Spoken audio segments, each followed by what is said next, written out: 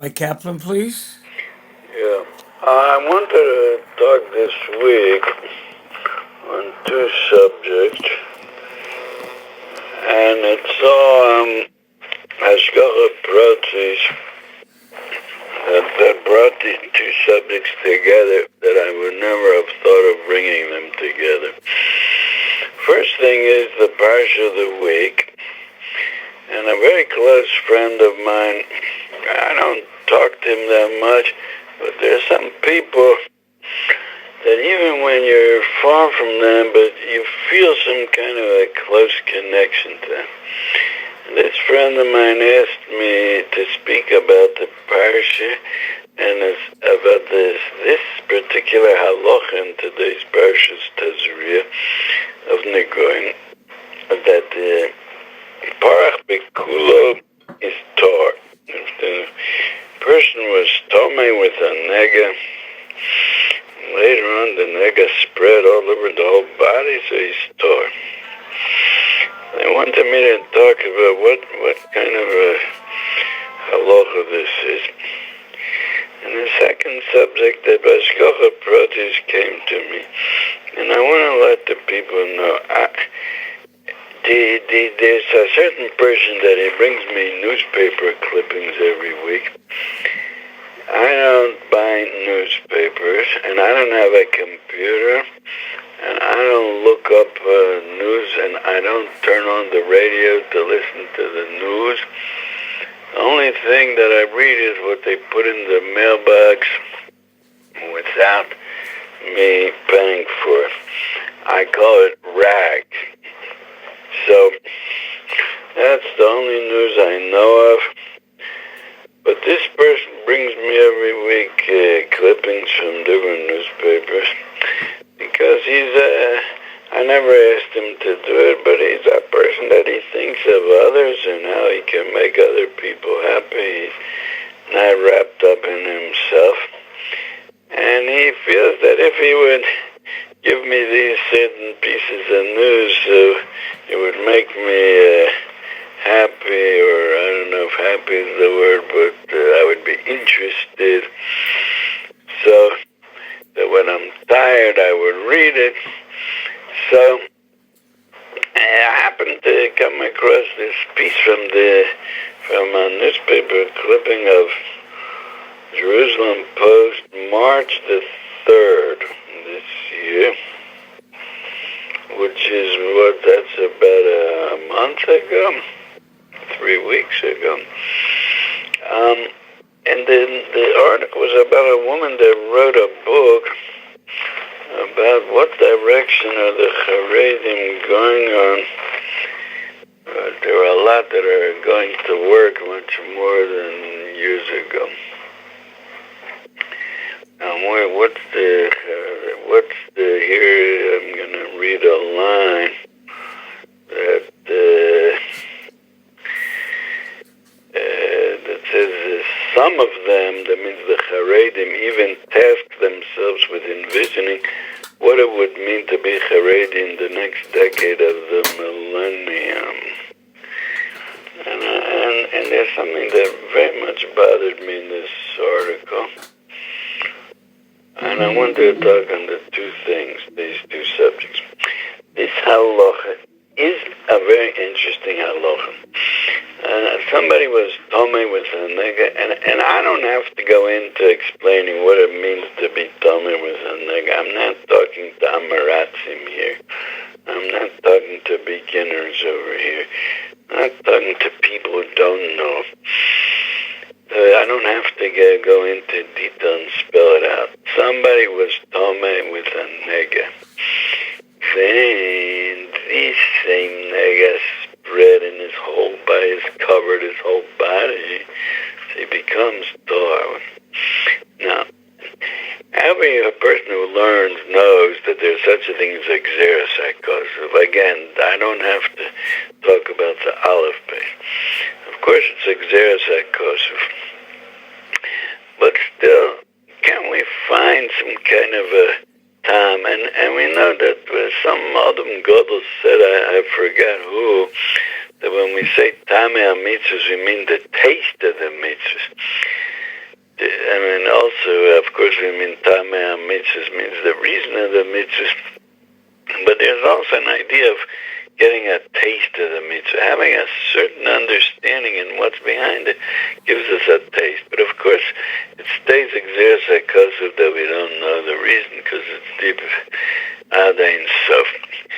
Now, so I looked in the Ishbitzer Kedarki, in the Sefer Beis Yaakov, and I found, sure enough, he says like this, in the Tuma, in the Tzad Tuma, there are two kochos. Just like in the Tzad Kedusha, there's Zohar and there's Nekeva, masculine and feminine. Actually, the whole creation is masculine and feminine.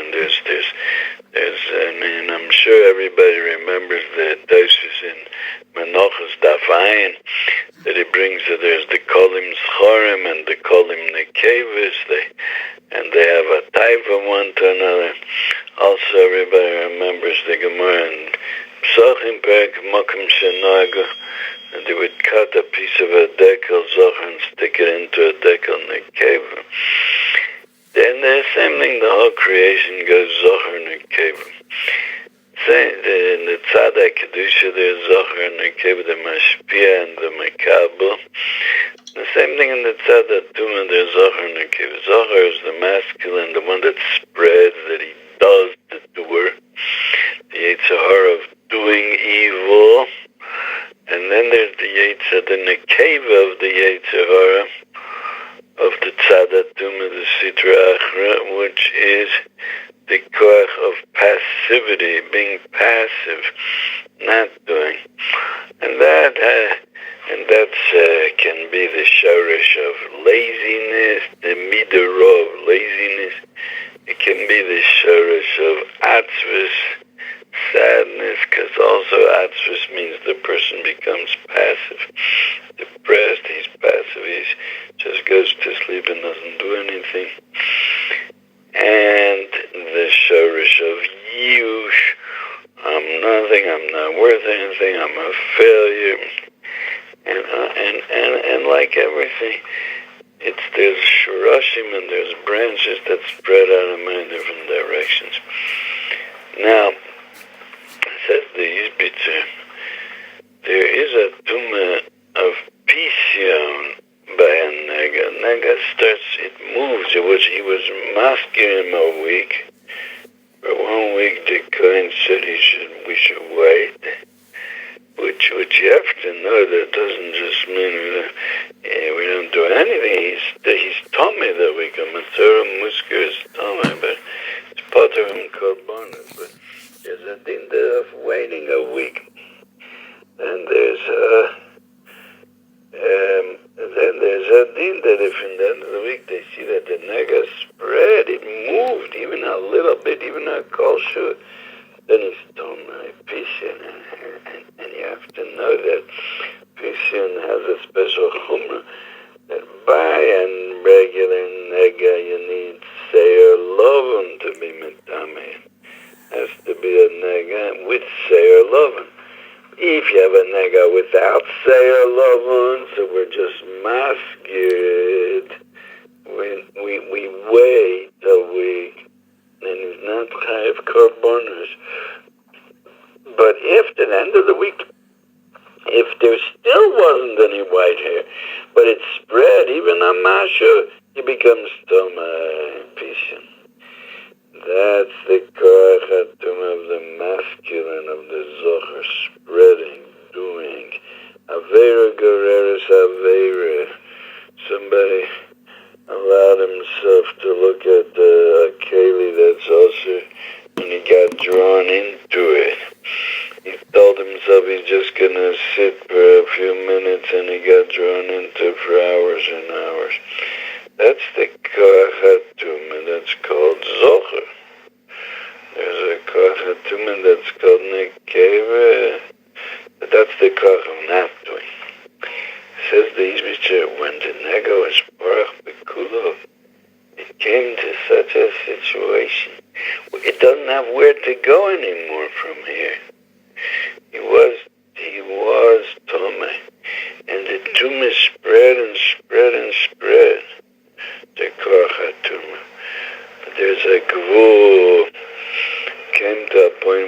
doesn't have where to spread anymore. It changed from the koach ha-zochor to the koach ha-nekeva.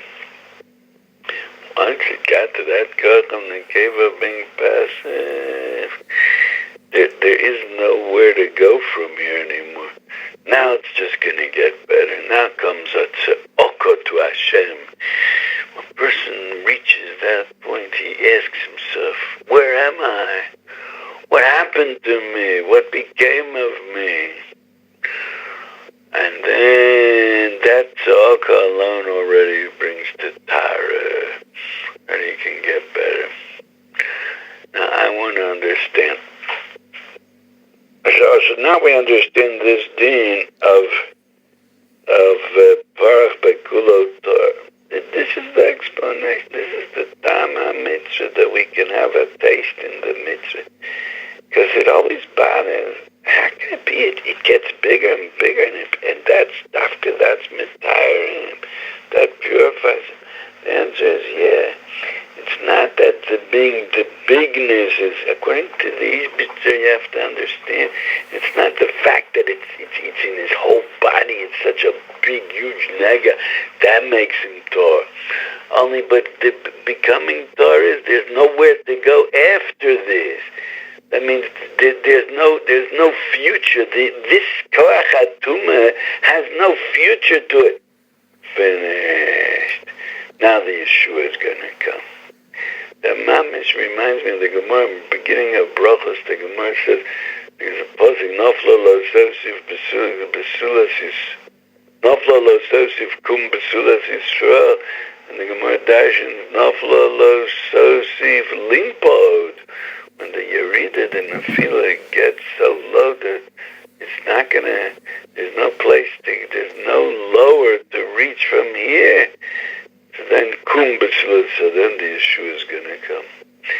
And this Fasem is in a certain place, he said in his time, 100 years ago, a little more maybe, he said that it must be Mashiach is close. It can't get worse than what it is now. Mi yigale ofer me'einecha Rabbeinu asfasemes. You never dreamt of the kalim, the clay mashchis, the iPhones and the internet that are going to come in later generations, that are going to be atum she'en kidugmoso.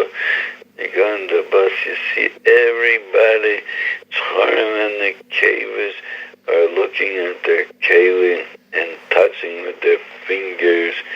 Ein kala etzbos shavus, the Gemara says, and then the niddah.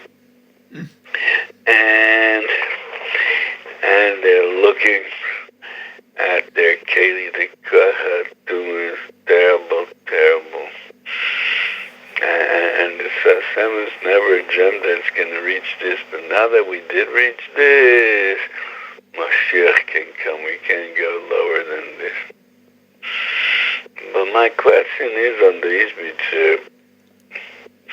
But if there's no place to go from here, so why is it called the Nekeva of the Tumah? It should be it's the Zohar reached the end, and the fact that now it's passive, not because it's Tumah, because it's a preparation for Tara.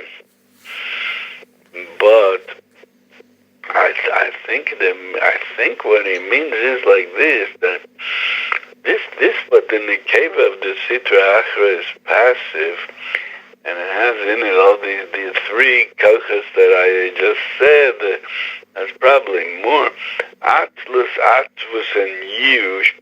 It has all these kochas, but it's behemoth.